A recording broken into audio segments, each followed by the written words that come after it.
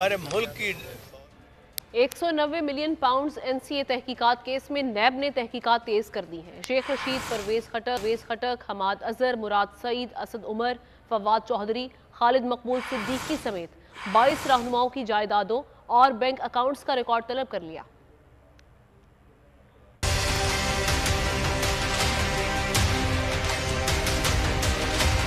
£190 million NCA तहकीकात। नैब ने तहकीकात का दायरा वसी कर दिया। 22 रहनुमाओं की जायदादों और बैंक अकाउंट्स का रिकॉर्ड तलब। नैब ने तमाम सूबों के सेक्रेटरी एक्साइज से रहनुमाओं की गाड़ियों, घर, जमीनों के रिकॉर्ड्स के लिए मरासले जारी कर दिए।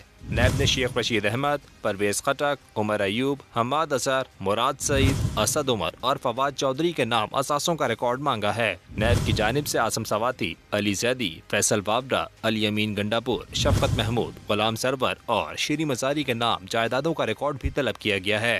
नैब ने खालिद मकबूल सिद्दीकी, फारूक नसीम, खसरो बख्तियार और एजाज अहमद शाह के नाम जायदादों की तफसीलात भी तलब की हैं।